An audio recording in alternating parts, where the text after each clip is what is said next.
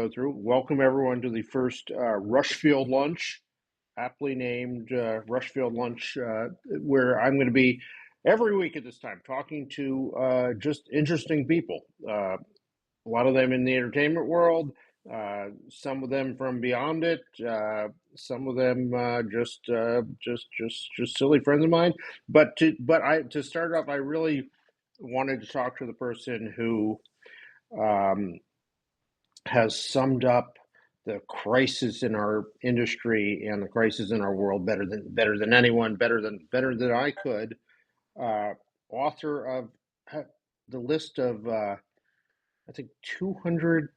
How many? What are you up to? 220 things that urgently need to be fixed about the film industry, all of which are totally correct and accurate.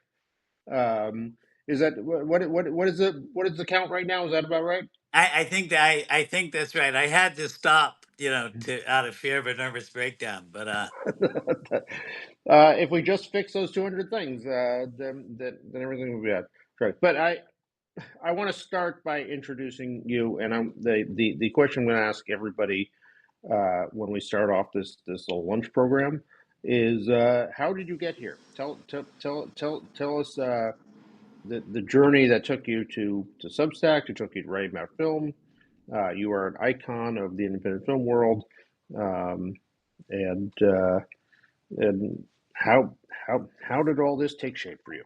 well, I think multiple factors, not really a clear line, uh, to begin with, and I think a lot of it is initial impulse. Going back to film school period. The life I dreamed for myself was to be a screenwriter and an editor, right? That didn't it didn't go that way, Yeah. right? But I used to write a great deal, and uh, you know, um, each year as I got closer and closer to producing, my writing output diminished, and somewhere when it went long, I've been married almost 22 years now, and somewhere when my wife and I first met, she said she wanted to direct a feature, and I said I wanted to write a book. The book I Mhm. imagined was a novel, but I couldn't quite get there. And my process to doing it was to start blogging. That was in the early days of blogging. Social media Yeah. didn't even, I think, exist yet at that time. And I had a WordPress, blog that eventually, through different incarnations, became Hope for Film. And that writing regularly was dare I say, therapeutic for me. You know, um, I can imagine, especially when you're involved in all these companies, the need to sort of unburden yourself after a day of some interesting meetings that might have been very. But did the people? It took a long time for people to sort of figure out that blogs existed. So could you kind of well, go and it's write? curious. Like in the beginning, um, the my first Hope for Film. So this is going back to like the 08s or so, right, or Yeah. somewhere around that line. Um, I had the RSS feed had over 10,000 people. IndieWire reached out to me, made me a promise that my rev share would be fantastic, six figures if I went over there. I went over there, and I think I made approximately $7,000. Not a The great age of rev share made us all millionaires. It was and I got to have these wonderful ads at the bottom of my, post that said, "If you like this post, you really like Brooklyn Decker's breasts." And I was like, I don't think that's really appropriate content for my, who's to deny the, where her breast goes? But the um, algorithm needed some work still. yeah. And when I went back to just WordPress, I never got back to the 10,000 subs I had before. It had Yeah. totally destroyed it. But I tried different things. It became less satisfying. And luckily, when I went over to Amazon, the great gift for my writing now was they forbid me to keep writing my newsletter. And so I started taking notes on things I wanted to write. And I have well over 1,000 such lists Wow. of stuff. So I was like, oh. And when Musk, took over Twitter, Twitter, I joined. I just finally removed myself fully off of Yeah. it, but I joined that in 2008, and so it was early. And I had a ton of subscribers, which kind of was the golden handcuffs, I guess, that kept me there. Um, but a friend of mine, Ari Thompson, said to me when I was just complaining how uncomfortable I was on Twitter, she said, "Have you tried Substack?" And I just jumped in, like we were joking, like the punk rock thing, like I like not having a safety net. I like, Hmm. feeling uncomfortable about what I'm about to do. Like this, I swore off doing video stuff, but it's fun and I jumped in, 2 years ago, you guys were the only film thing there, you know. Um, Yep. We when we well, Ankler started before Substack actually, and I recall after I joined it, Hamish and Chris came down and they threw a party in LA at the Prince in Koreatown for Substackers, and I think there were maybe five of us that came. So they, I think they need a bigger bar today. Yeah, absolutely. And it's been really exciting for me, these 2 years, both of trying to figure out how to make it all work well, but finding that community, like, and it was interesting to me that there was so much stuff bubbling up, and the trades weren't covering it. Like, Yeah. all different things from what would have been news to how to's to just community building and in depth analysis. And ultimately, I found what I had been always wanting in terms of industry reporting and reflection on Substack. And I hadn't ever, I used to subscribe to everything, all the trades and sight and sound and film comment. You can't I can't ever be satisfied with having enough Hmm. of what I want.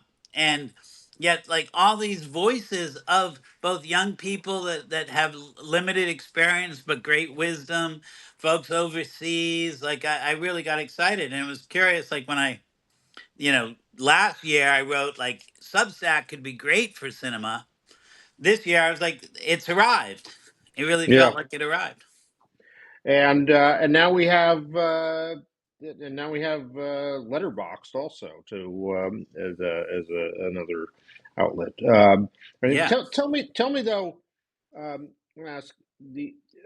I think it's safe to say your feeling about the state of film is, should we say, in peril, troubled, problematic.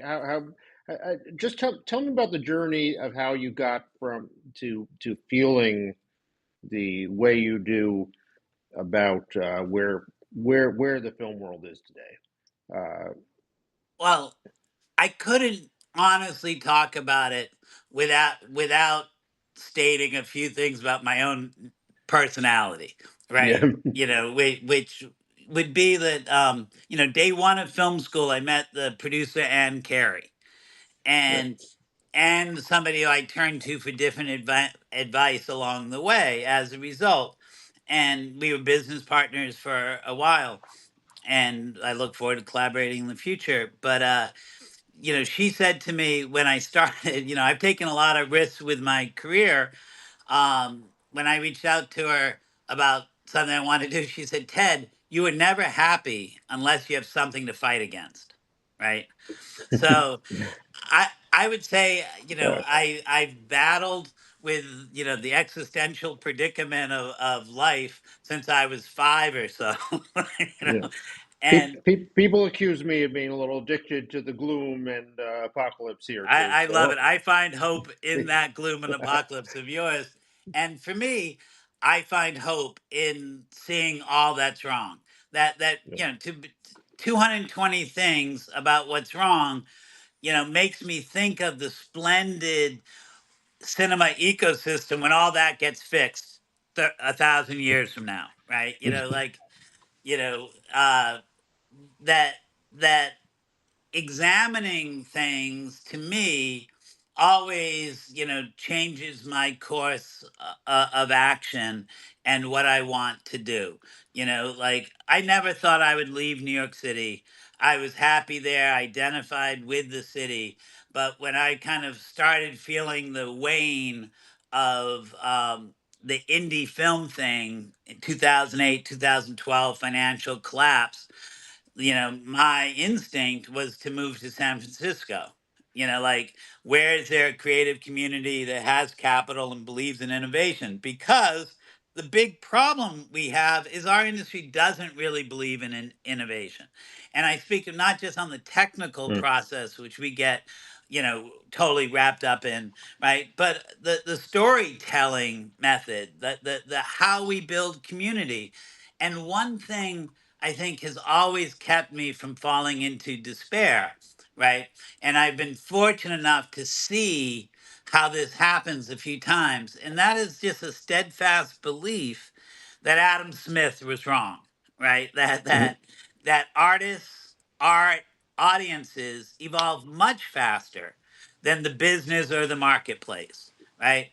And because we're in this capital intensive business and art form, the most executives are trained and rewarded for managing risk, which is Mm. about as dumbass in a storytelling art form I can think of, right? Yeah. It was the only time I've ever encountered that anything to the alternative was when Roy Price, hired me at Amazon.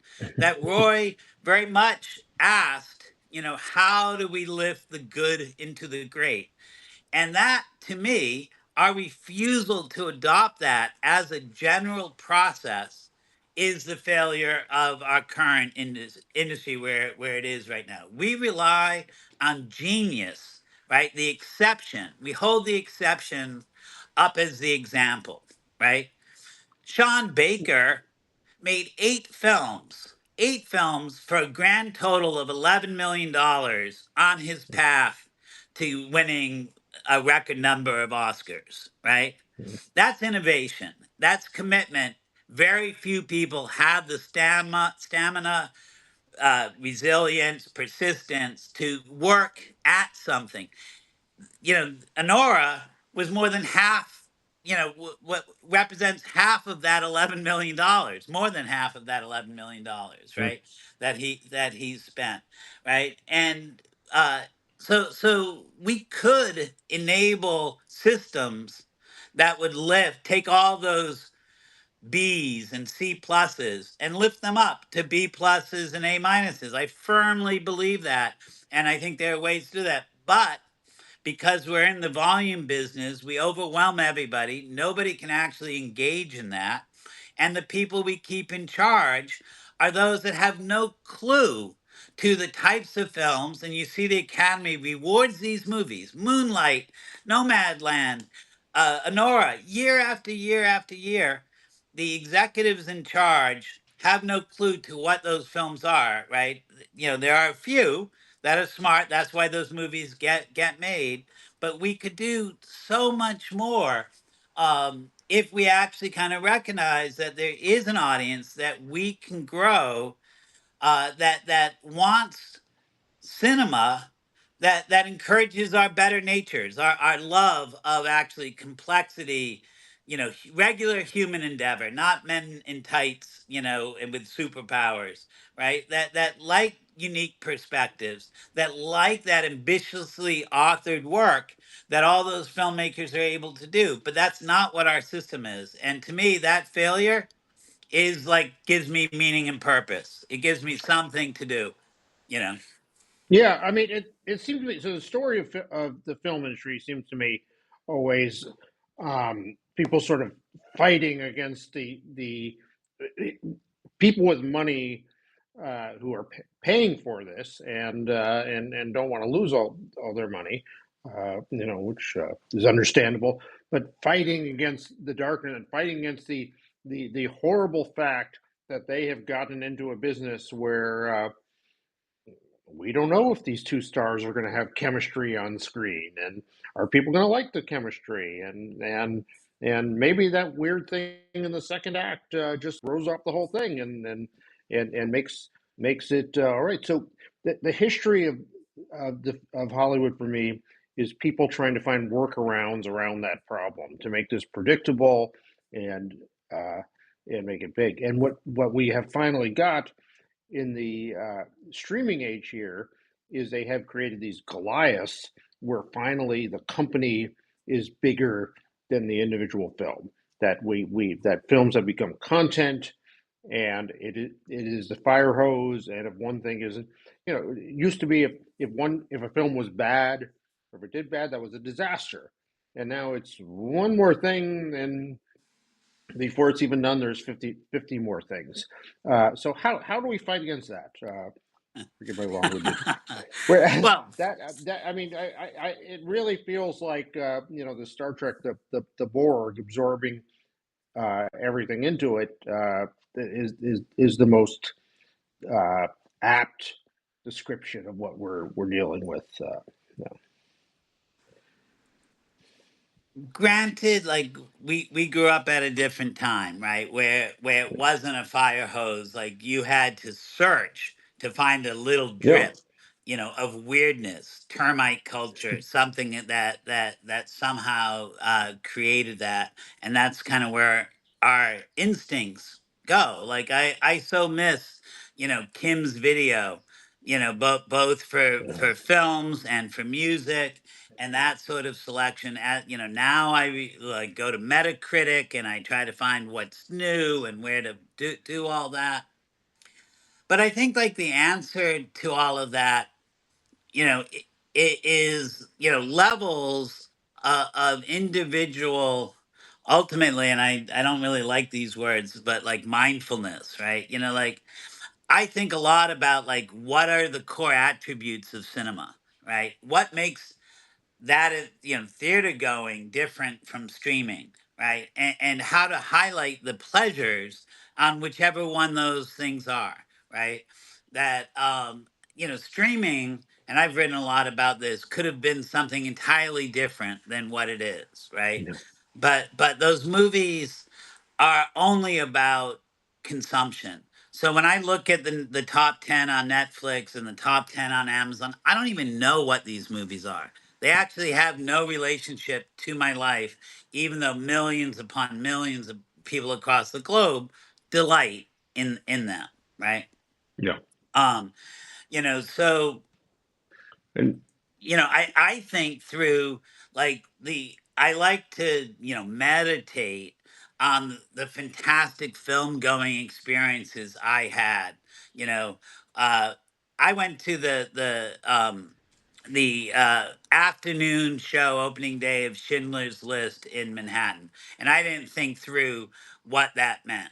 And so before the movie is ending, people next to me start standing up, not moving. They just stand up silently as the film's ending. I'm like, what is going on here?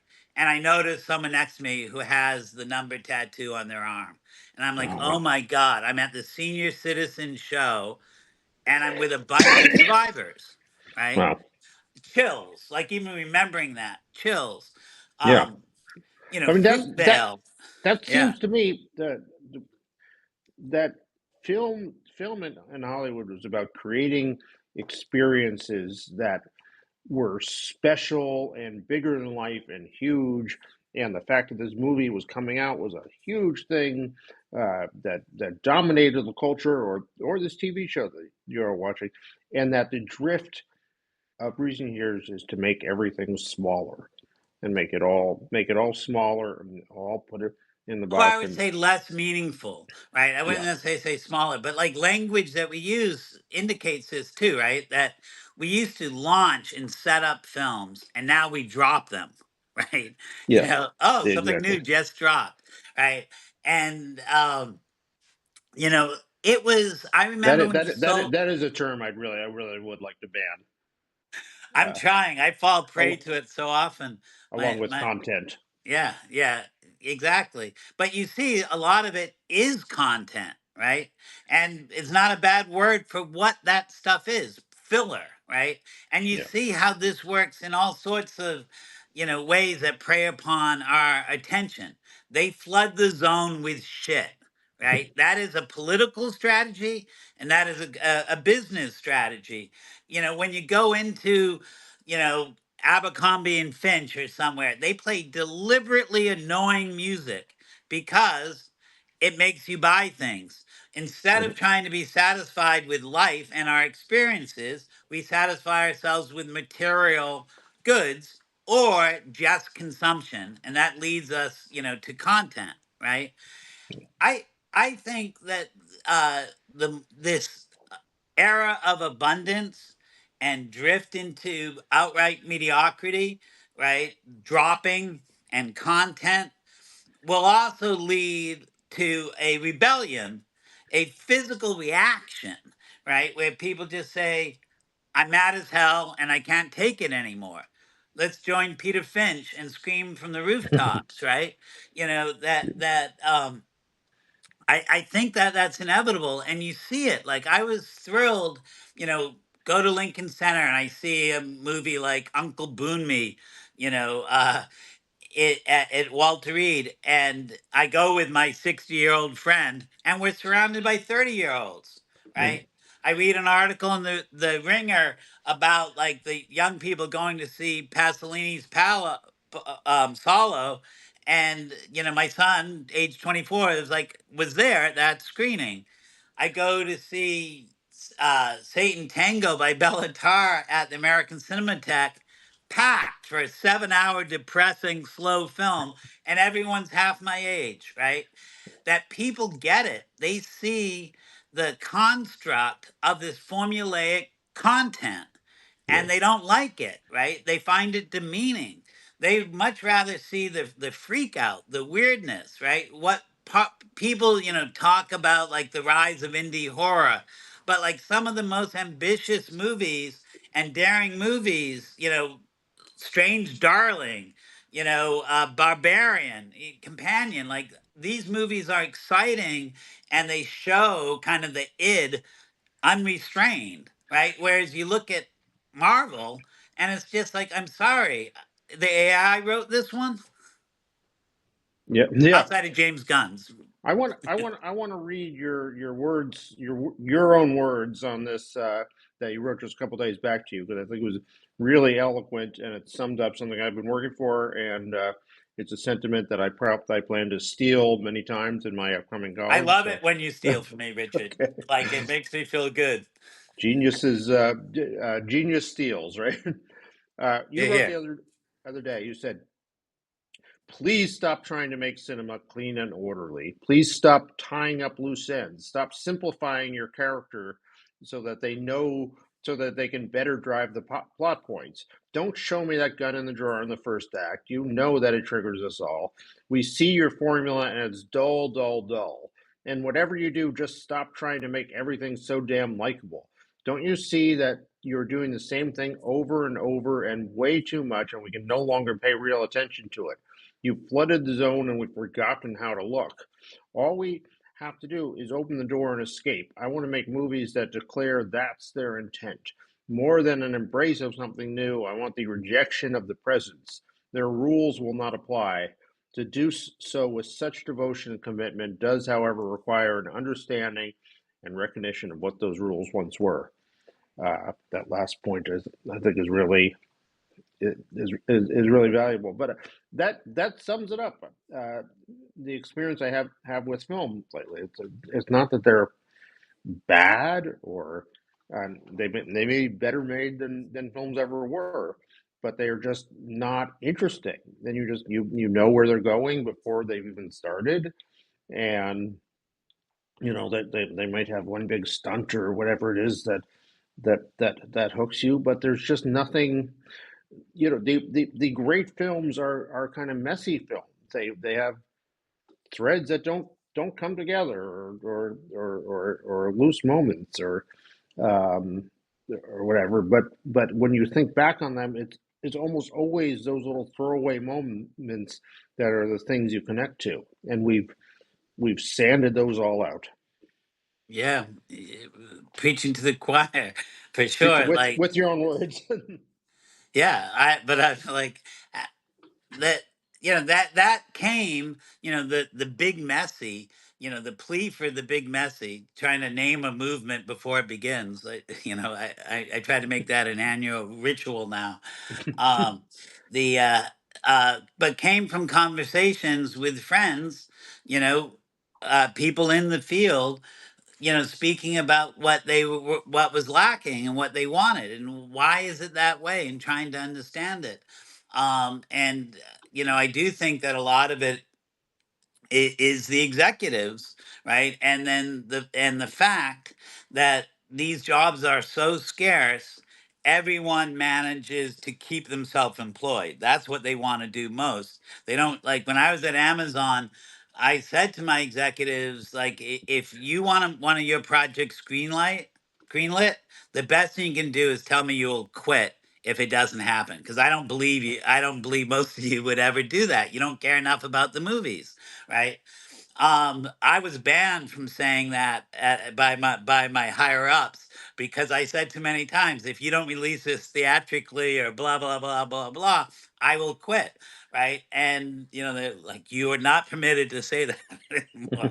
But I think that you can see, and I don't think it's necessary. I don't like blame the artists per se, but the sophistication of the layperson in terms of media literacy has grown exponentially. And some of that we can thank Netflix for, of opening us up to global, voices.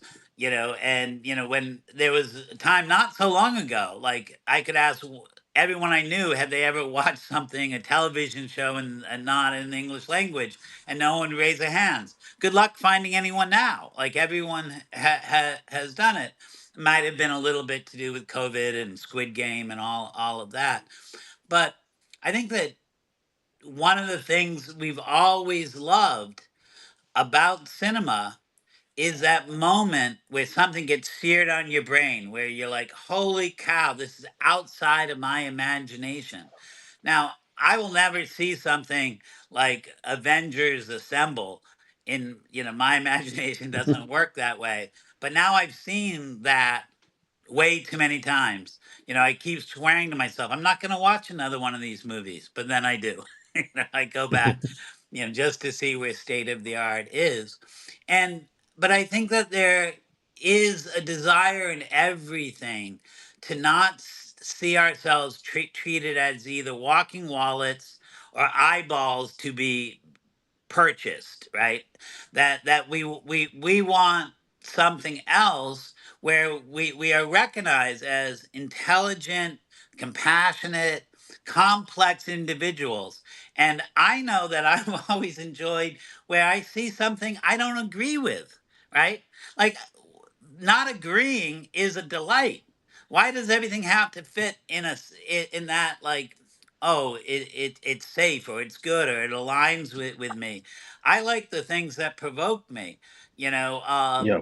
and I appreciate when I have programming at festivals that have that thing that makes me uncomfortable. Right? Not everyone's the same way, but I think that that dialogue that you spoke about, I wrote about, in terms of everything. I want something different than the present, but I want to have an acknowledgement of all that came before me. At the same time, a lot of work has been done in the production of great art, complex ideas, emotional truth, and I think that all cinema is a dialogue unto itself. Just like, if you go deep into a musician, it's all one song, man. They're just singing the same song. Like, I think I've listened to every single Bob Dylan, Neil Young, Leonard Cohen that was ever recorded, and is somewhere available, right? Granted, that's a particular type, but I Yeah. find so much in that sort of exploration, when you start to see what they're trying to, or imagine at least what they're trying to work through. And I love cinema from folks who have that knowledge of what came before, and I actually think it opens up where you can, escape if you have that knowledge, you know. I think the tell of it, and by the way, we have about 10 15 minutes left here. If folks want to ask questions, put them in the comments there, and we will try to get to some. But I have a whole jar of nuts to eat. So for lunch, that's it's lunch. So a that good was lunch my there. snack food. The uh, when you look at films from really vibrant times, like the difference between a film from 1973 and 1978 is like night and day. Like you would watch 1 second of that, and you know what year that's made in. And in the 90s, you see that same kind of development. Now, the last 25 years, I show you a film a frame of a studio film, and it'll be like 2024 or 2008. Who the heck knows? You just stop the vote. So here's my challenge to you. Let me give you a couple challenges. Uh, First of all, so Donald Langley is elected governor, and you are drafted into her chair. They have Jurassic Park films, the Fast and Furious films going up. The a conglomerate. You're a part of a conglomerate with parks and everything else going on. Um, and so if you just green light, a few three Gaspar Noé films a month, you're gonna you tens of thousands of people will be out of work there. So how do you reconcile the need to shake this up and do something different with also, as I'll tell you, you do an original story. We have to the marketing to tell people what the story is, whereas you could just say, you know, Fast and Furious 8. It's the next Fast and Furious. Look how much marketing money you save. What do you do? So what do you do on your first day uh, in Donald Langley's chair? Well, I think that you can see, um, and Hollywood certainly has observed this, that there are, types of movies that are going to bring out the largest number of audiences, or at least a predictable audience, right? But it's not just limited, as Hollywood has made it, to let's call them event pictures, which are, superhero movies and franchises and family films, and currently, horror, which works really well. All audiences, there was something, so before I got brought over to Amazon, I was running a boutique startup streaming service called Fandor, right? Right. And Fandor was known. The reason everyone signed up based on the customer surveys was this great collection of festival films. But when you looked at what was most viewed and when people most viewed, they only watched Japanese monster movies and 70s softcore porn. And it was after 10 p.m. Honey, let's sign up for Fandor. It's a great collection of art films. You want to watch it? No, let's watch some sports. Hey, I'm going to bed now. So what's he or she gonna watch? They're gonna watch porn or monsters, right? Our monkey nature will always get the best of us, right? Yeah. Um, but yet at Fandor is a San Francisco startup. There were about 40 plus employees, and a quarter of them were already millionaires from other startups, right? They were working for like 120 grand in hopes that this would hockey stick up into, huge success. And so they had no hesitation to tell me what my job was. It was like, Ted, you think you're running a film uh, you know, uh, curation service. No, this is an audience aggregation, an audience acquisition business. You know how to acquire audiences, don't you, Ted? Right? And what they would tell me, and I think this is really important, and what all the studios need to constantly remember, because it's the future of our business, is that audiences are built by a regular cadence at a consistent quality in an environment that people trust and want to participate in, right? And you can build many, many, many different audiences. And that's what was so thrilling when I first went to Amazon. Amazon had everyone subscribed, because of Prime for home Yep. delivery, but they got the video stuff free at that point in time. And you could see already audiences of a particular demographic under 35, Southeast Asian, people that weren't engaged yet with video, right? So, clearly you had to they were an underserved audience. That's the history of independent film, is delivering to the underserved audiences. Back in the day, Christine Vachon and I used to try to, like, how do you figure out which movie to make? And Christine would say, if the community has a parade, they need a movie, right? And there was real truth to that in terms of indie in those early 90s days. We don't service community and audiences with that regular cadence at a, I would say, excellent quality.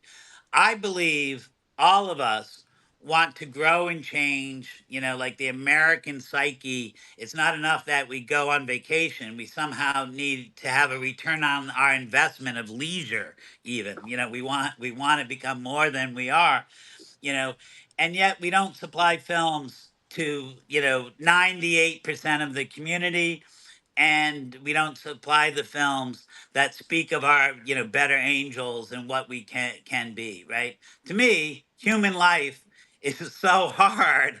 It's so fascinating. It's filled every single person. Like, I was super fortunate. I had a dream of making a movie about Harvey Picar, a file clerk at the VA, Great you film. know, right? And Harvey was a real inspiration to me, in terms of both how he found his art and how he kept going and all that sort of thing was. But in making that film, it became so clear to me that every community has a Harvey Picar, if not 1,000 or 10,000 of them. And we haven't even tapped that because Mhm. we keep making these movies that aren't that mostly about, our fantasy of what things could be as opposed to what things really are. So I want to get to a question from the audience here, a practical question. We hit 400. That was We did. my goal. I was really Is that disappointed. was that I thought this was just going to be a private, like, basement show. It's fun, Just Richard. Thank you. yeah. No, this is just we have vetted the audience. It's only the cool people here. I can guarantee it, including James Lance, who asked a question: where should a filmmaker who writes and creates different, unique work go? What producers or companies are producing bold and innovative work and seeking more of the same? So, what do you say to? I think there's a flaw in your logic, James. I'm sorry. Right. In that, where I would go is first with Substack or another newsletter, right? That I still, I hope I have another 20 years of filmmaking in me. We've never had a way as filmmakers to both build audiences and share the emotional connection of our own identity, right? Musicians, actors, they have more of that. And the newsletter platform, which is wrong to call it a newsletter because this is a media rich environment, as this conversation speaks of. Like, I want to see the filmmakers who work in all forms and are willing to put things out and bring me on their journey. I think there's a huge potential in doing that, right? Now, there's a challenge that all platforms put forth, and we see that over the last decade and a half of social media and how it alters the expression of what people have. So yeah, I think that you never want to lose sight of what your core art is. But I wouldn't look towards business and the establishment to help a ambitious author advance their work, I would look to other artists. And I think that there is, you know, if we can, most artist collectives have been undermined by ego, um, um, narcissism, um, all the other quote sins along the way. We all think our shit smells like roses, but we I don't. Mhm. Yeah. But I think that there's much more to be done. Even though I've actually written about like how collective enterprise doesn't work, I actually think there's a lot more to be done successfully within collective enterprise along the way. So, you know, people don't want what I'm selling, right? Like I work with some awesome writers and directors that I feel, just so happy to work with. And I'm the only one that wanted to work with them. And I kind of describe, what kind of movies do I make? I have the ideas that nobody wants to develop. I have the scripts that nobody wants to commit to, right? I can't until like that 200th door when the director says yes, nobody believes in that project. Then the actors don't want to sign up. The financiers don't want to sign up. But somehow we manage and we find a way and we get it made. Then the festivals don't want to take it. Then the distributors don't want to take it. But somewhere, somehow, there is like one crazy pirate maverick that says yes. And sometimes we get lucky and the right thing happens at the right time in front of the right people, in the right location, and all of a sudden it's like, oh my God, overnight success that you've been working on for 15 years.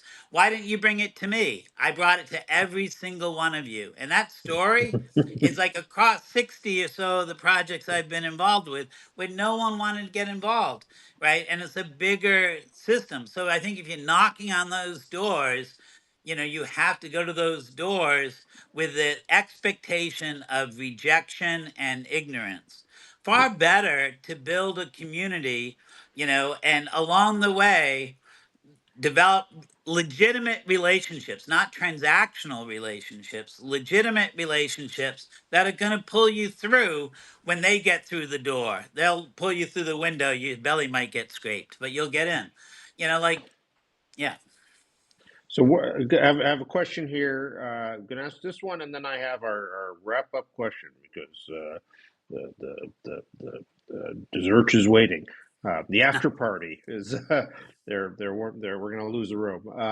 But from Ross Johnson asks, how has Sony Classics managed to survive 34 years? A very good question. Indie labels tend to be like like bumblebees. They sting and then they die. So how have they done it? I think there's a couple things, Michael Barker in particular is a true cinephile, right? He loves cinema. He knows cinema.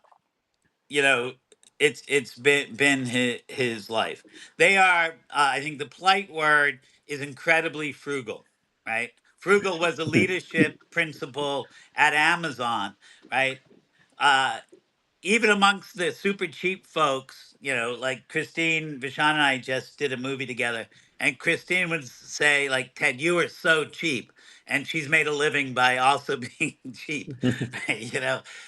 Frugality in specialized art house cinema is an unfortunate necessity. But I think there's also something else that is really real, and this goes back to them in the days of Ryan Classics and all that stuff, is they do what they do, right? And they're content in that space. It was designed for that from the beginning. So, like, the easier way to see this is to go back to the early days of cable when Bravo, when IFC, when Criterion, all these other channels started up, right?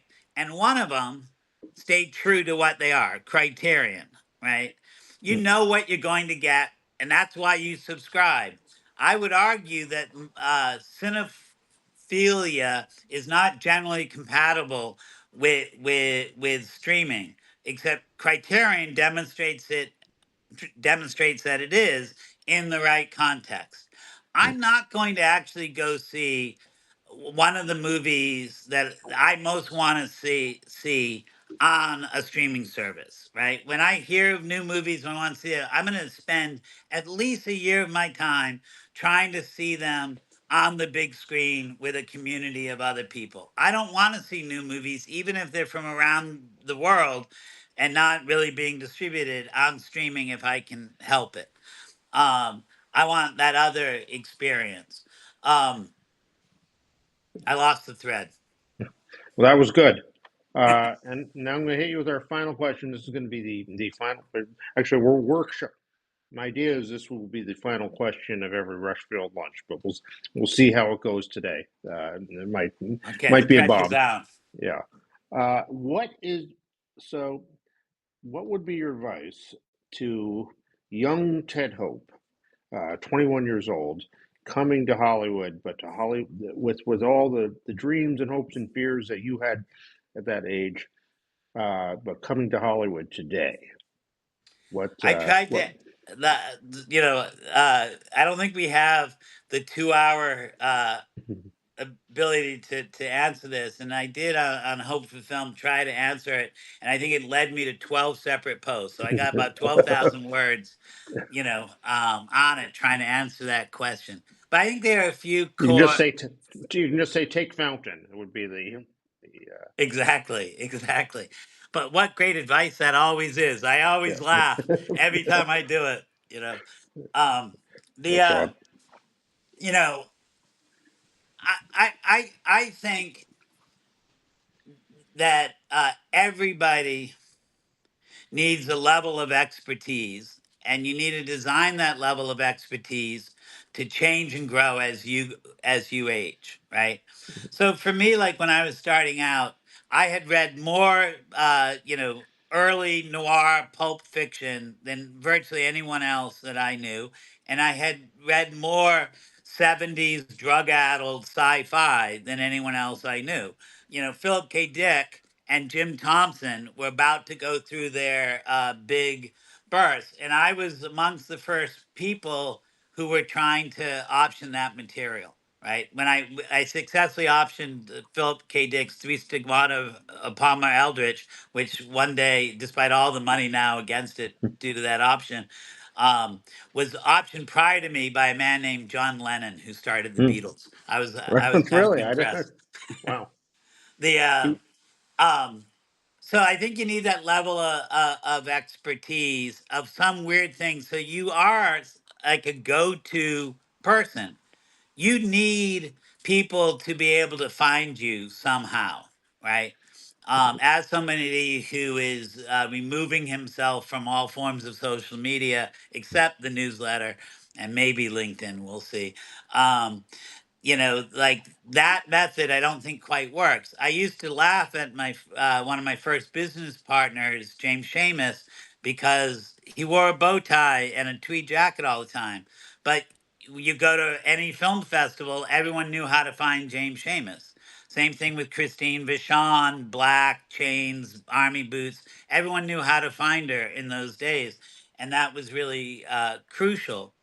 But I think what is neglected so often is to understand your own principles and your own values, and where you will say no and what you won't stand for, right?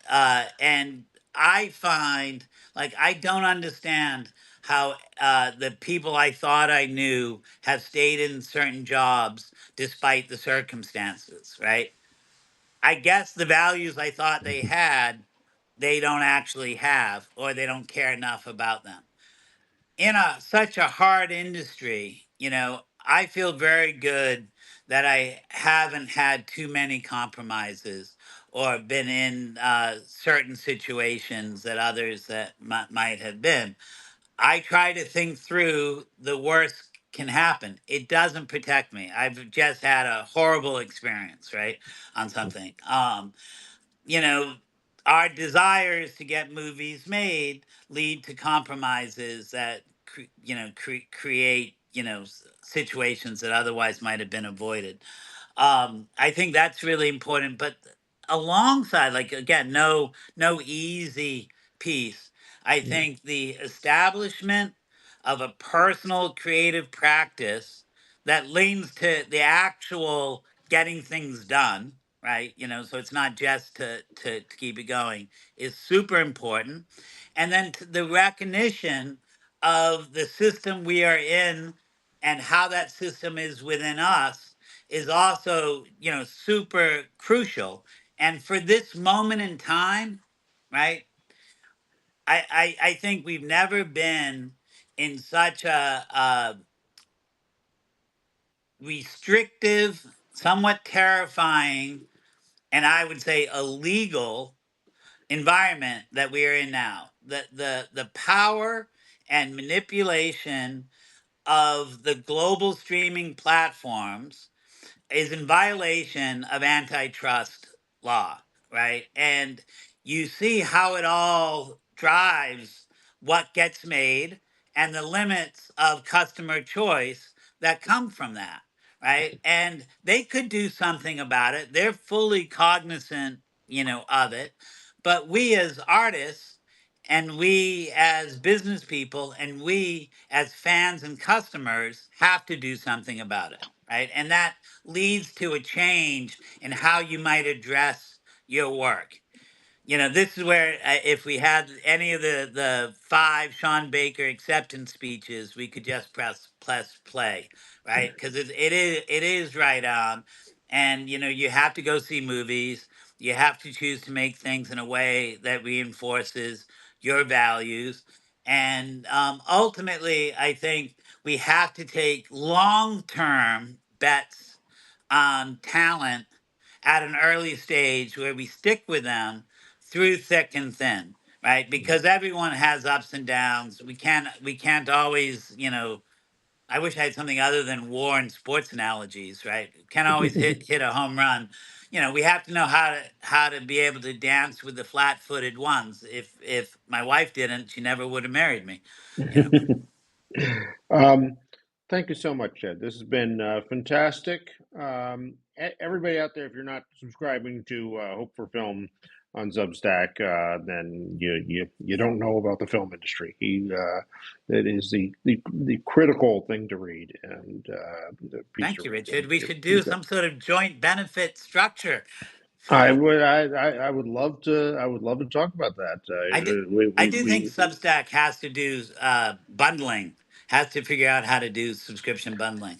I've had that thought. Hamish may still be on the line, so if you're listening, we float that to you again there. But I think that yes, it does. And we should talk about that. And I hope you'll come. I think this has been I say more successful debut of the Rushfield Lunch than I dared to hope for, and I hope you'll No come back pun. again for now that we've worked out all the kinks in the system here. Yeah, I still don't even know how I managed to get on, but next I time. don't. For those of you who weren't here, we started about 15 minutes late because we couldn't figure something out, and then it just sort of happened somehow. So, uh, but thank you so much, All right. and we'll Thanks for having talk me, again Richard. It soon. was And a blast. thanks everybody for joining us. I hope we recorded it somehow. I think it does record, and we can both post it on our All right. sites. So I'll be sending it to you. Take Bye care. bye.